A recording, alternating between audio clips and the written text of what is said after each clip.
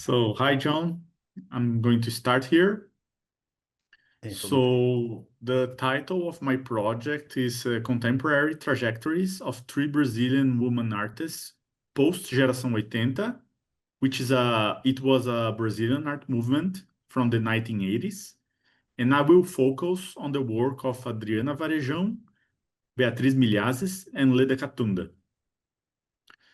So here in the introduction, I point out some key points of my presentation, especially the relevance of these three artists to the postmodernism discourses, especially subjects related to New Expressionism, the Global South, post-colonialism, and gender in art.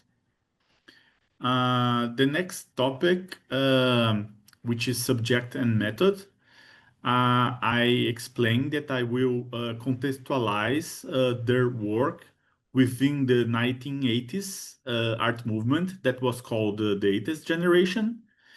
And then I will discuss how these artists that started the work in the 80s, because they were like in their 20s back then, but they are still working nowadays, so their career developed it. So I will try to make this connection between what they were doing in the 80s and how their work got mature and after that, so in the 90s and in the 2000s. So point one, I will use Varejão's work called the Flower Pattern to discuss some issues related to colonial violence, hybridity, the persistence of cultural scars in Brazil's post-colonial identity. Also, I will explain how these topics that she was dealing since the 80s are central nowadays to the post-colonial and global South art discourses. So she's doing that since the 80s, and now this is a very important trend in art. But she was doing that for a long time. So this is very interesting about her work. Point two, I will discuss Beatriz Milhazes' work titled Domingo, which is Sunday, the translation to an English. And in this work and in her work in general, she discusses and revisits some Brazilian visual stereotypes that I think people from outside Brazil have about the country, like things related to colorful things, bright ornament. So all of that is in her work, but she's trying to make a critique out of it. She's not just reproducing stereotypes. She's also discussing them. So with her work, we can also discuss topics related to appropriation, hybridity, negotiation between local culture and global art history. The third topic is I will use Leda Catunda's work titled Selva, which is in English is jungle.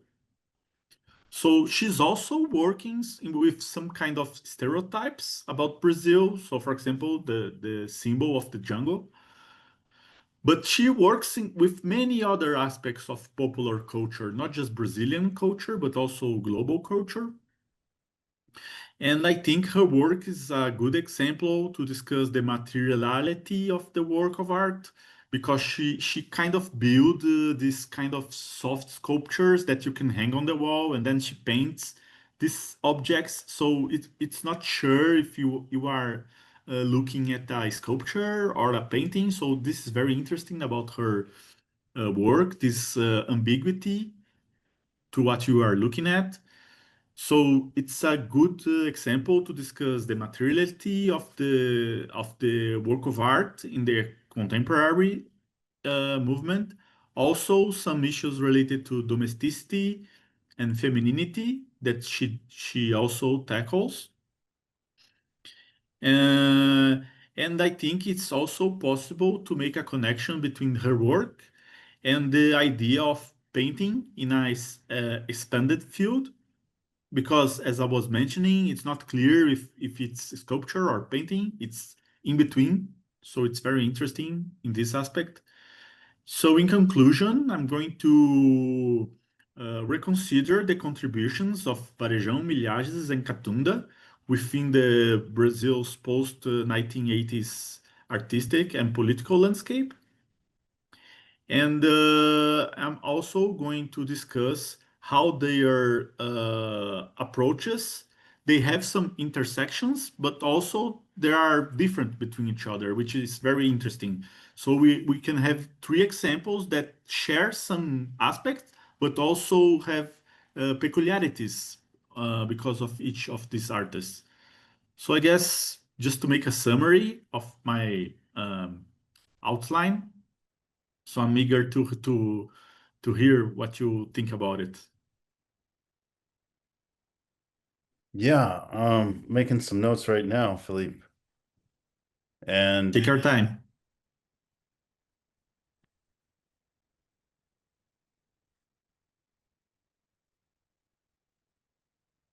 and we have the one work, the tongue with the flower pattern, Yeah, yeah. 98 from Varejo. I don't know if I said that right, but then also Varejão. Verdejon, and then Melhose's Domingo. Yes, 2010, Milhazes is the Domingo, Sunday. and Selva in 2000, or Catunda in 2009 made Selva.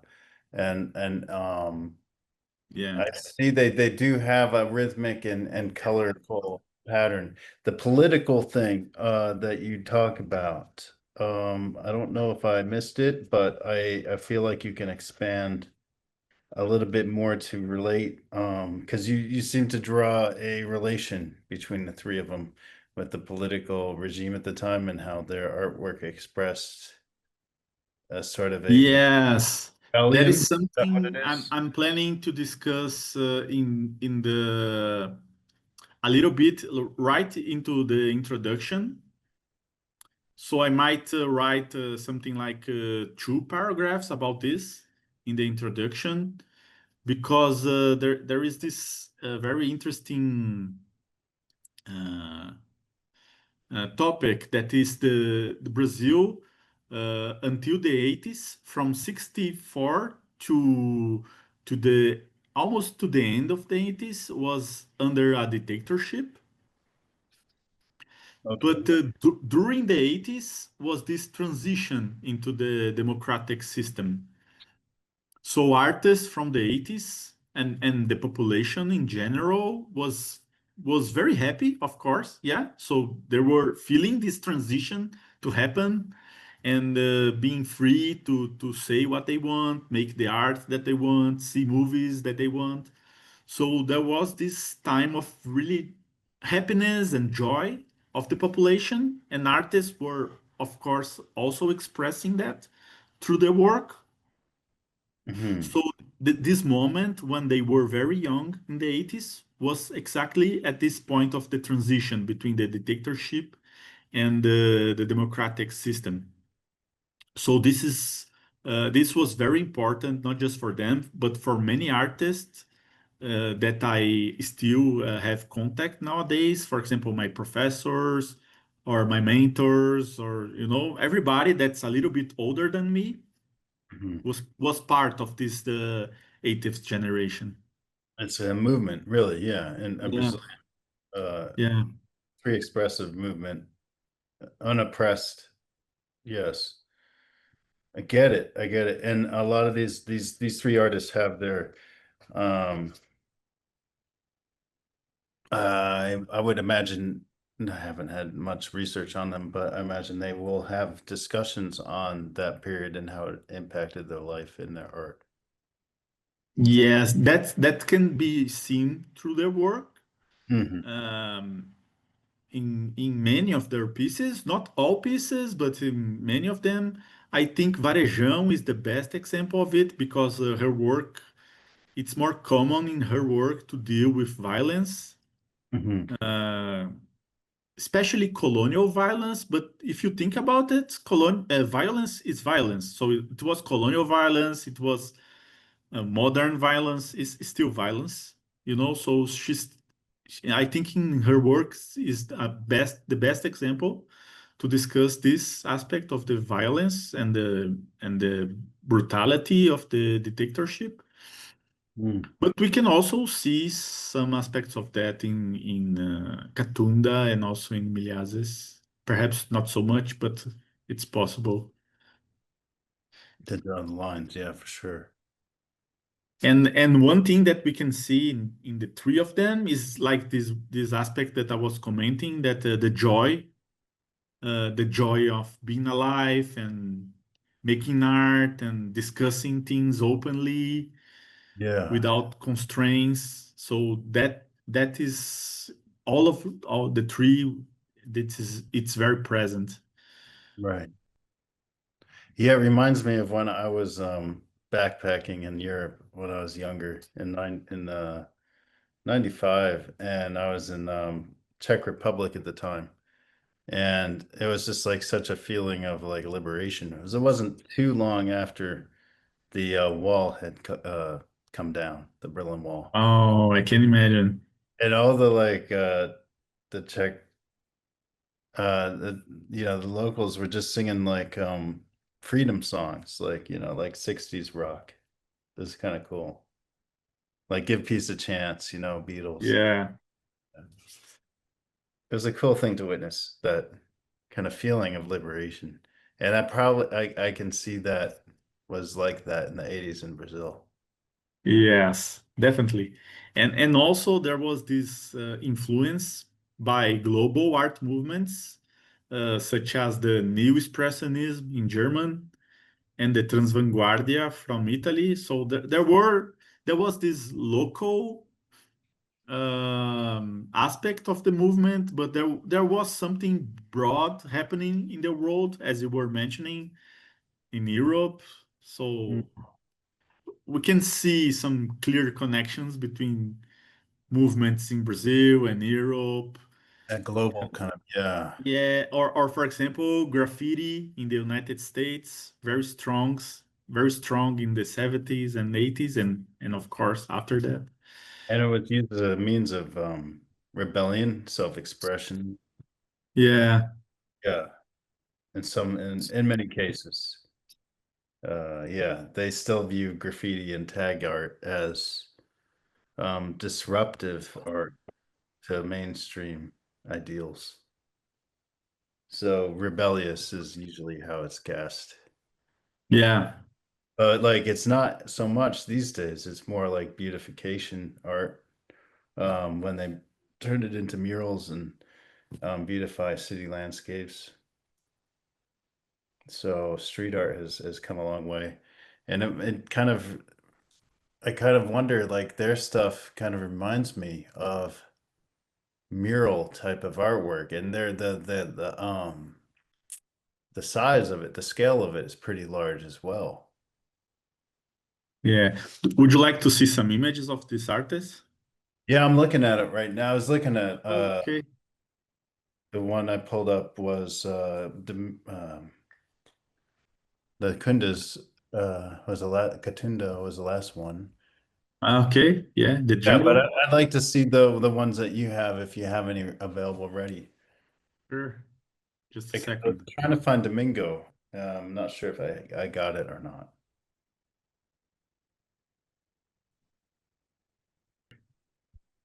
So this is the three artists I was mentioning: Varejão, Milhazes, and Katunda. Hmm. So this is Tong with flower pattern. Yeah. So here you can see the titles, and the titles are very interesting because titles is a Portuguese tradition. Yeah.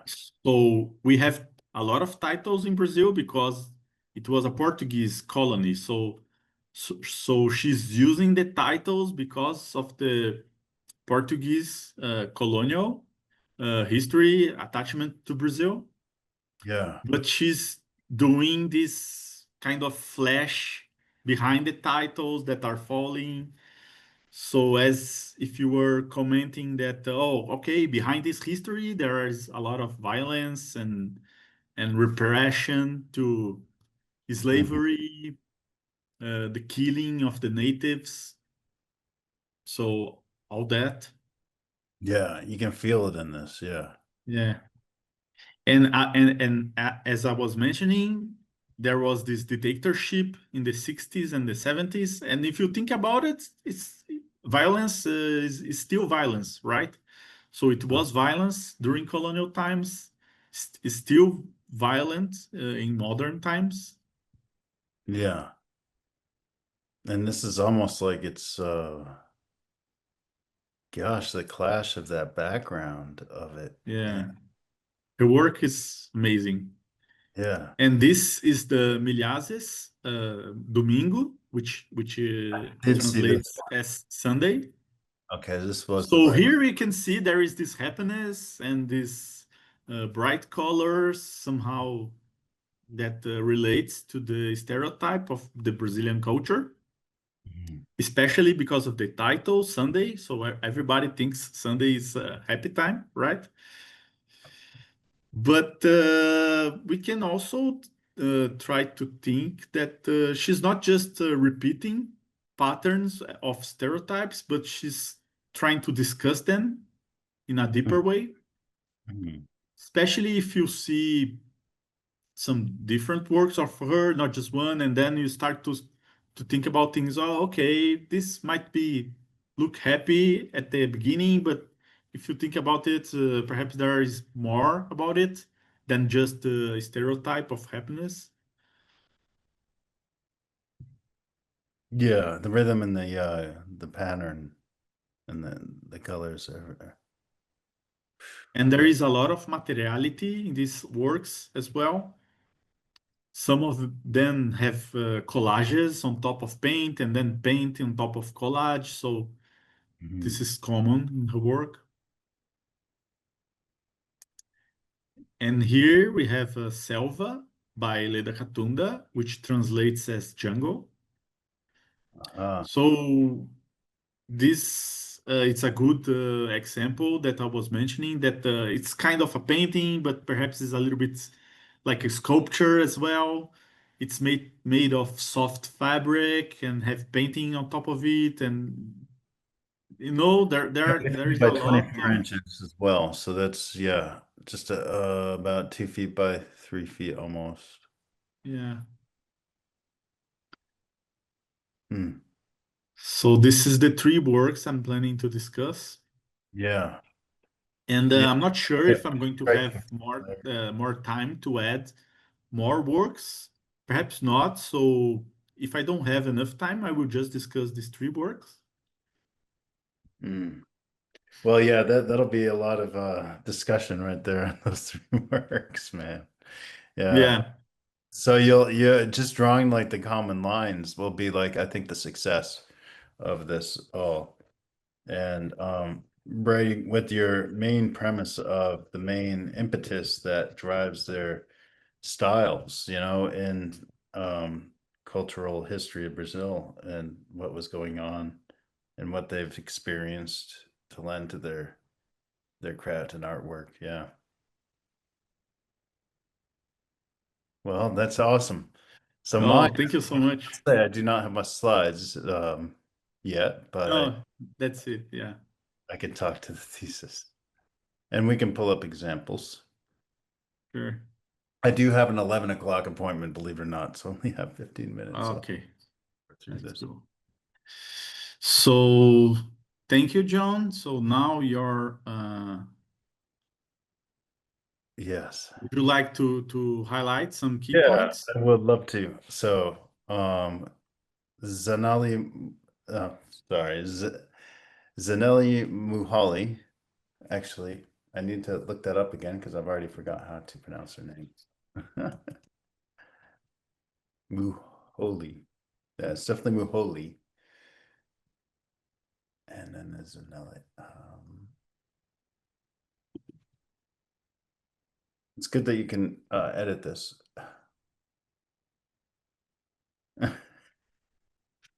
It's like my presentation skills are so bad, man. Uh, that's not even how you pronounce it though. Samyama Ganyama. Oh no, that's Samyama Gamya. Um,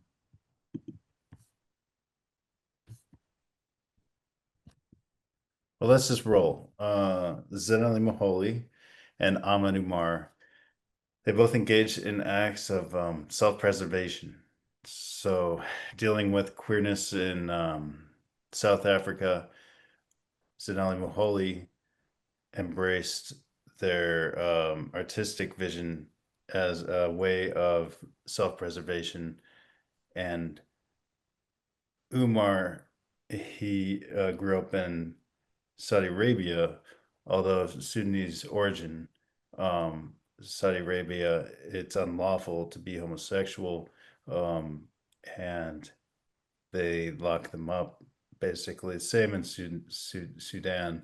So retribution is common with, and oppression obviously is common in Africa, South Africa, and all of it, Africa, and they still have to deal with the transforming of queerness into a declaration of existential resilience.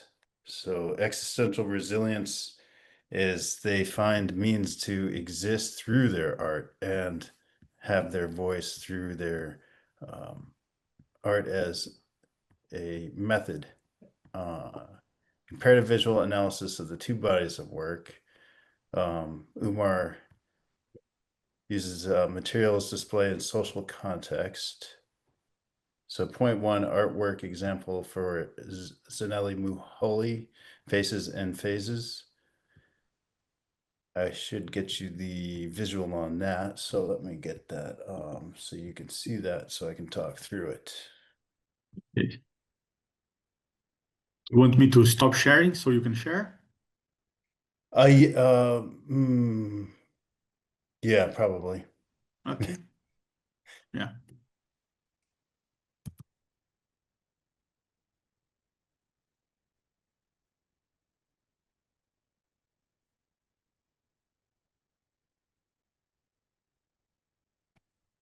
Okay, so here's a share this with you.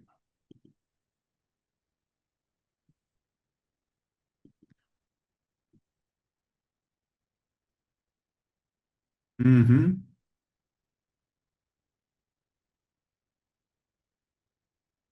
So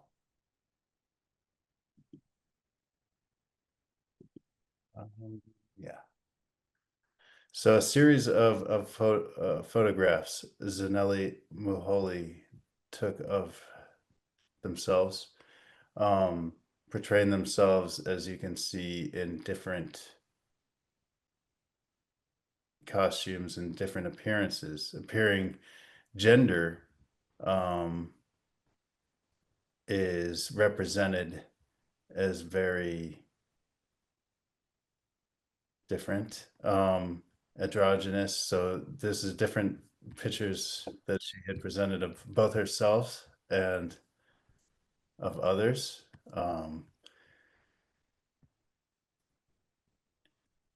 Let's see here. Sorry about that. I'm a little bit disorganized. I need to get back Oh, to it's fine. Yeah, it's fine. my thesis that I made, which I don't have up. Let's see here.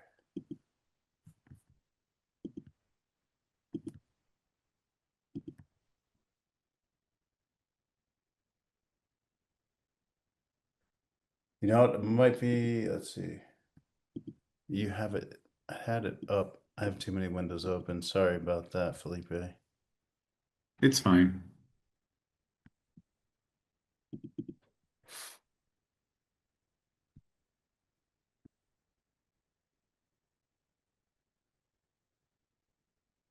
Okay. Am I still sharing that screen with you here? Yeah. Yeah.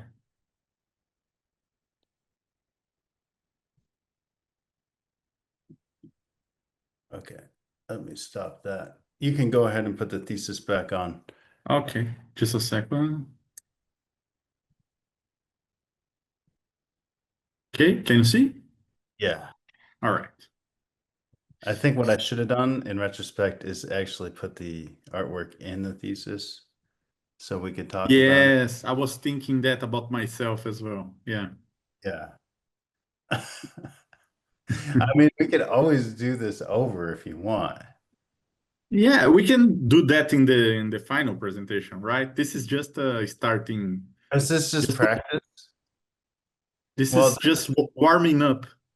but it's still due in 2 days, right?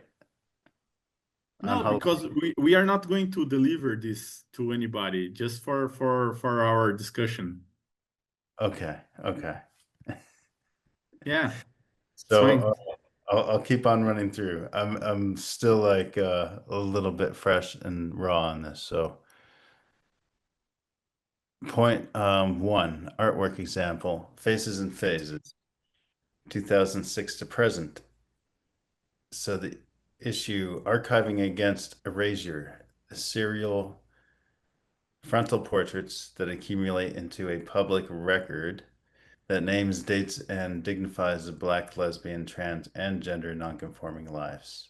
As you could see in her portrayal of those photos that I had up, they portray the androgynous kind of a look as well as the gender is kind of stripped, right? You don't know. So you don't know if they what their orientation might be. And it's striking because when it's presented in that format in context, like take us seriously. They are dressed, they're presented as though they are like everybody else in society, yet they are continually shut down once they're found to be of a different orientation. The queerness aspect of Zanelli Moholy has become a main communication piece through her art. Issue two, consent and agency in the gaze. As sitters choose clothing, the posture and setting, the steady gaze, the grid installations redistribute power from viewer to subject. The intent gaze that they all have this gaze like, talk to me, I have a story, take me as I am,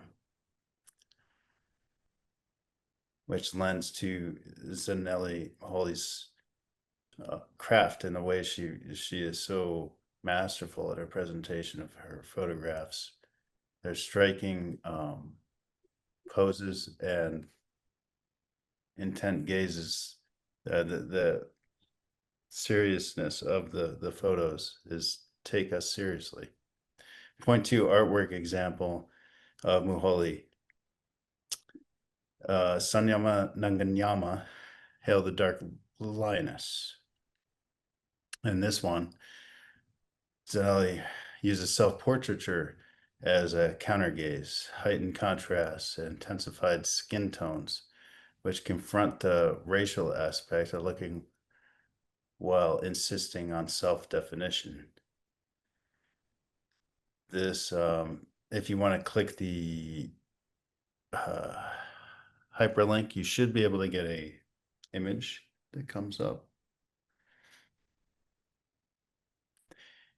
Issue In two, Seattle Museum? yeah, that should present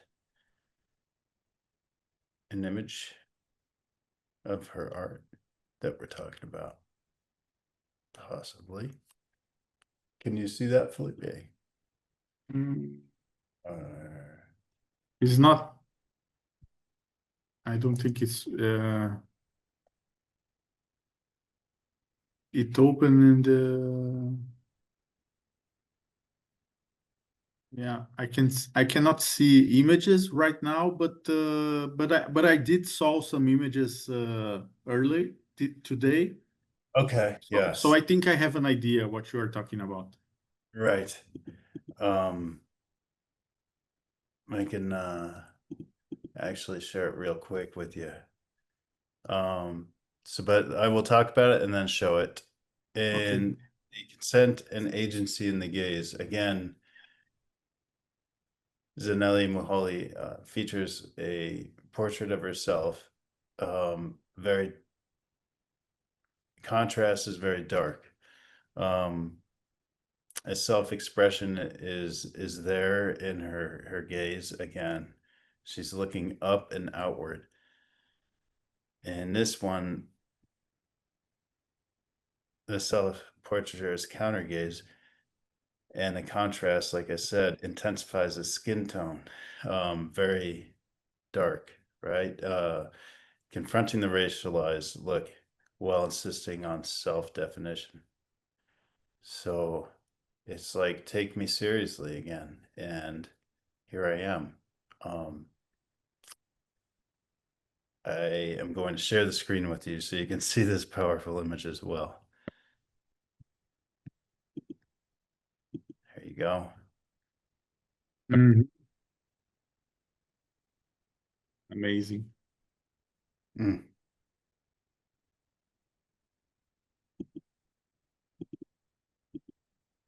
Okay, so then going back to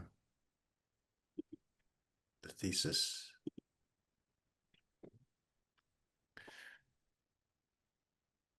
In issue 2, everyday materials as testimony. Her domestic and industrial props, including the cables, the clothespins, and rubber, become the crowns. Armor, the scars that index the labor, the migration, the afterlives of apartheid. So it makes you feel the struggle. You feel the story just by looking at the image that you feel her story. Point 3, artwork example 3, Ahmad Umar, glowing phalanges. In this installation, glowing phalanges, issue 1, ritual, portrait, and spiritual agency. Ahmed rows of cast hand. He has rows of cast hands function as I can't even say that word. Metonymic portraits. Okay, by engaging prayer practices and amulets from Sudanese traditions. So basically, if we look at this, I don't know if you've seen this, the glowing phalanges, Felipe, but Amar Ahmed, he uses these traditional objects in his Sudanese culture. A lot of them derive from the sacred cow, and he uses these like horns and flanges as a expression of queerness. The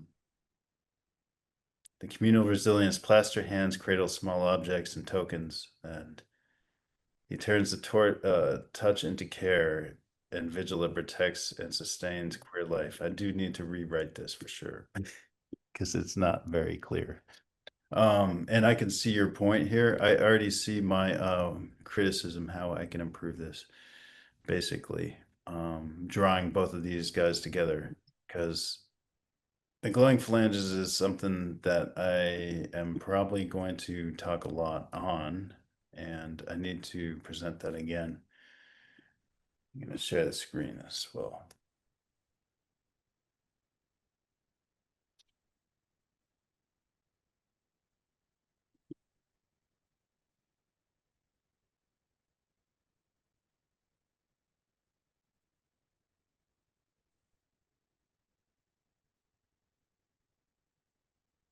And that's weird because this is not the pictures I'm seeing, but okay. All right, here we go.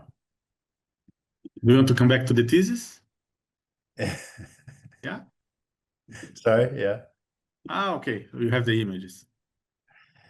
I can see. Yeah.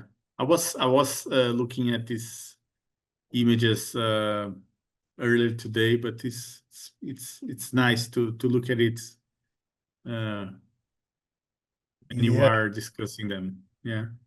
yeah. And um just the materials and the way he went about making these is very interesting because they're basically all sculptures that involve traditional Sudanese symbolic and ritualistic type items. Yet he uses the fingers here, as you see, involved in a lot of these um, common items in culture, as well as his sculptural items, which, as you can see, this is a very big installation. And it seems that the hands are perhaps offering these objects to the audience. Yeah, it's like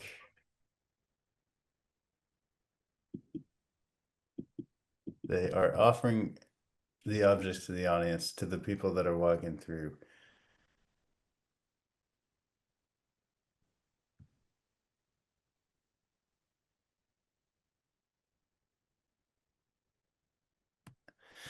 And back to the point 3, artwork, issue 1, ritual, portrait, and spiritual agency.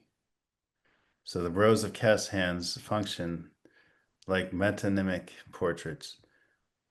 They engage prayer practices and amulets from Sudanese traditions. As you can see, what it means to us might not mean the same to someone from Sudan. They Yeah.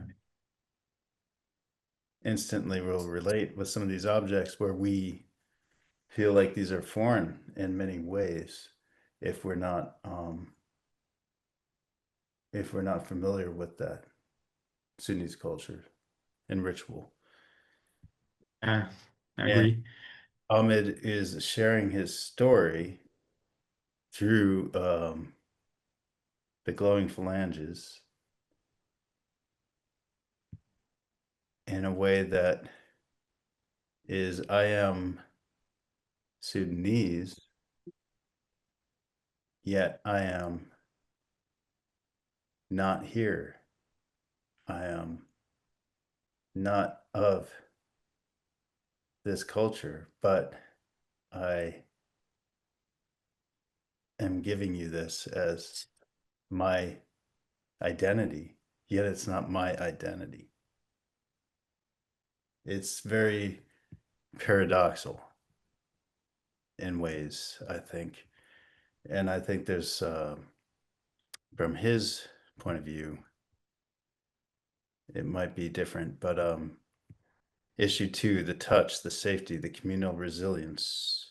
Plaster hands cradle the small objects as tokens, and the haptic emphasis turns to touch into care on the wall, and it becomes a vigil that protects and sustains queer life.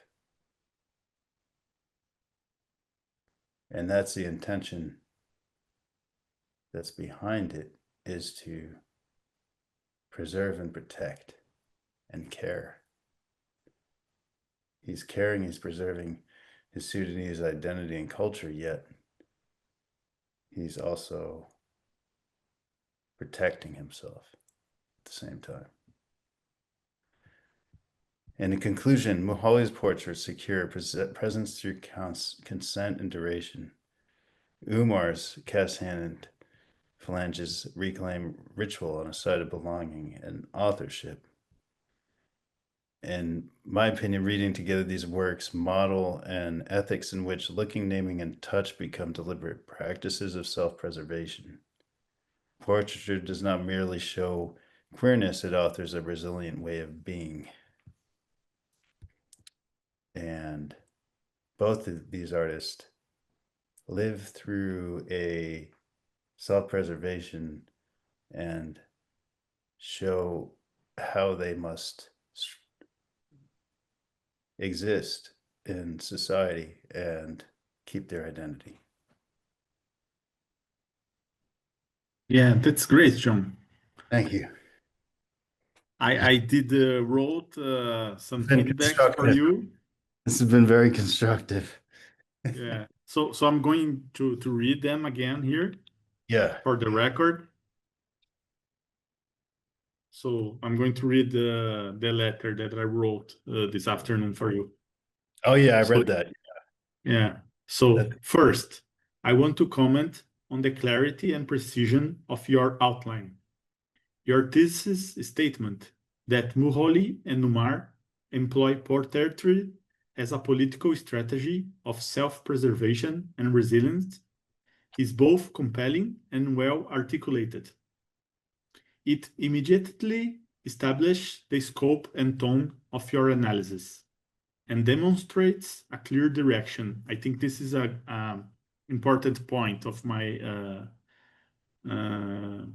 what I'm trying to say here. That you have a clear direction in your goals in this presentation. This is a very good aspect of it. Secondly, through your outline, I learned about two artists whose work I was previously unfamiliar with, and I was struck by their practices. It reminded me of Brazilian artists like Nino Kais, Adriano Machado, and Pamela Castro, who also use the body and ritual to reimagine racial and queer identity. Your focus on self-preservation as both strategy and form feels particularly urgent. Thirdly, your thesis communicates the core idea effectively. It's concise yet layered, balancing aesthetics with politics. I sense your attention is focused on how visibility and consent operate through portraiture, especially in environments marked by systemic violence or erasure. So, I have listed three strengths and two suggestions for improvement. So, the strengths, in my opinion, first one, your comparative approach is very effective.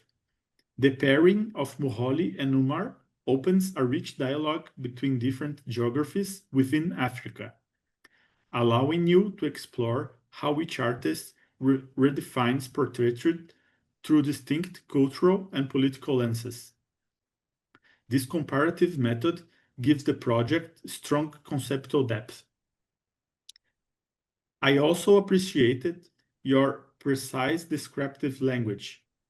After reading your outline, I looked up the works online, and your summaries provided an immediate understanding of their material and artistic power.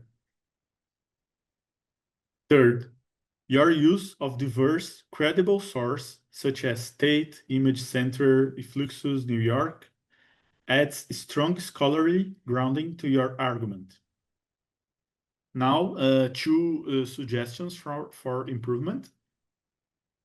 I would suggest including a few biographical details about each artist right in the introduction. For example, their country of origin, generation, and ethnic cultural background. This will help situate the work more clearly within post-colonial contexts, giving the audience a stronger entry point into your outline. Second, it might also strengthen your outline to briefly clarify why Moholi and Umar are being placed in dialogue.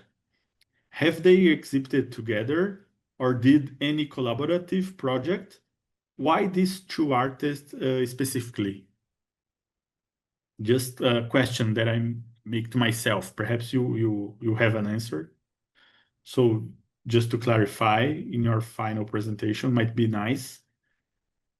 And also some questions for clarification and perhaps a little bit personal on my side. How did international expansion, residencies, or diasporic experiences contribute to shaping their trajectories and visual strategies? This is a compelling discussion for me because I am a Brazilian artist with interest in expanding my practice and network internationally to the US, for example. So for me, it's interesting to learn from these artists how they did it, how it worked for them, how it was important for them, perhaps to learn something that can be um, helpful for me. So in conclusion, this is a well-structured and thoughtfully researched outline. I'm eager to see how your analysis develops into a full presentation, particularly how we will connect the visual, political, and spiritual dimensions of self-representation in both Muholi and Newmar's work. So, congratulations. I think it's a very good Yeah, outline. very great. Very nice feedback and formalized. Thank I appreciate that, man. Well, I better get going. I gotta call someone up, but yeah, I think we're good to go. Did you need me to do anything else to help out with anything before? To edit this file Hmm. and post, right? For both of us. So I think we are good to go. Did you say you were gonna do that? Yeah, yeah. Sure. Okay, I appreciate it, man. That's cool. No, no problem. See So I you, don't John. have to worry about posting it. Okay. All right. Thanks, Felipe. See Yeah. you. Bye See bye. you Thank later. you. Have a good night. Bye. Good night. Bye.